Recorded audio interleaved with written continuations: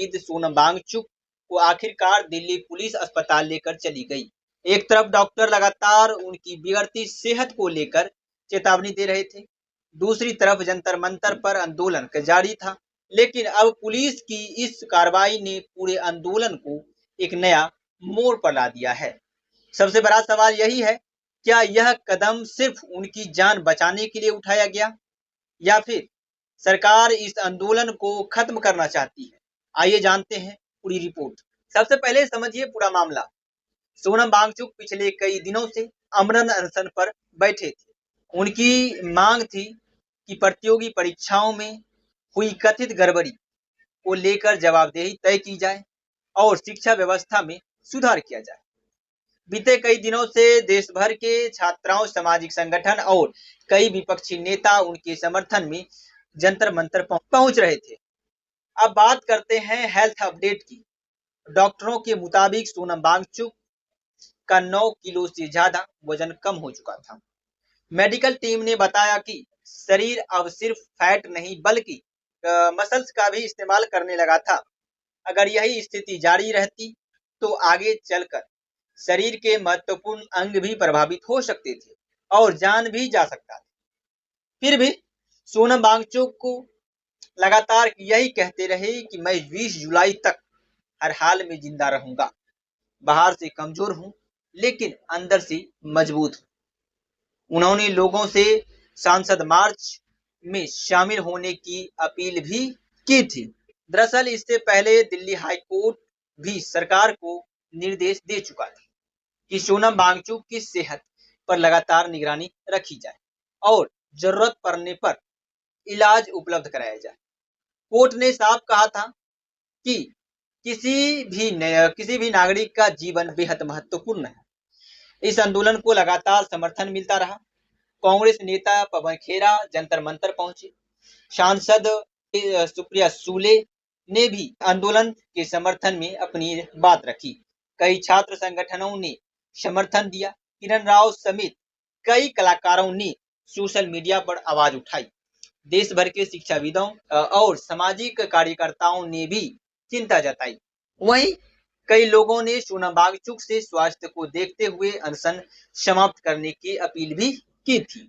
और अब सबसे बड़ा सवाल यही है, क्या अस्पताल ले जाने के बाद यह आंदोलन खत्म हो जाएगा? क्या आंदोलनकारी अपनी अगली रणनीति बदलेंगे? क्या सरकार उनकी मांगों पर बातचीत शुरू करेगी?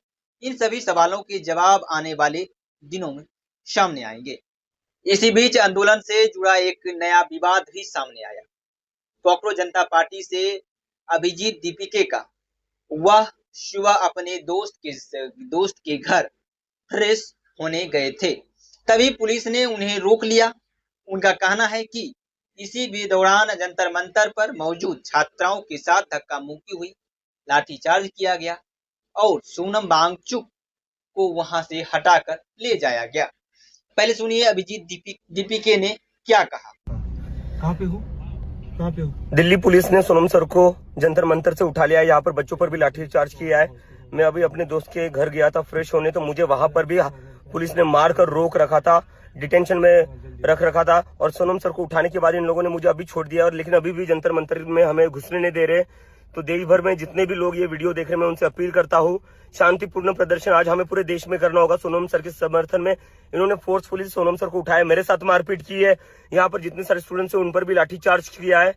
तो मेरी सभी से अपील है, पूरे देश भर में अपने अपने एरिया में प्रोटेस्ट करिए और कहीं से भी कोई नियम ना तोड़े। हमें पीसफुली करना है और हमें जवाब देना है कि ये तानाशाही हम बर्दाश्त नहीं करेंगे। स्टूडेंट्स के साथ जो मारपीट हुई है वो हम बर्दाश्त नहीं करेंगे। और जो सोनम सर के साथ किया है, 20 दिनों से वो इंसान भूखा था, उसको फोर्सफुली पुलिस ने उठाकर जेल में पुलिस ने उठा लिया है। अब इस पूरे मामले पर दिल्ली पुलिस का पक्ष भी सुन लीजिए।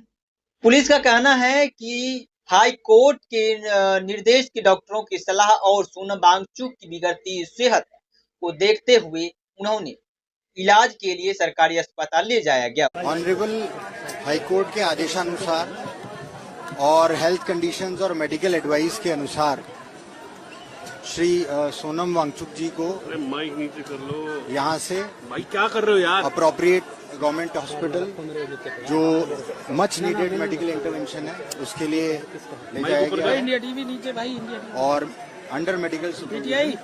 यानी एक तरफ आंदोलन से जुड़े लोगों के आरोप है तो दूसरी तरफ दिल्ली पुलिस का अपना पक्ष है।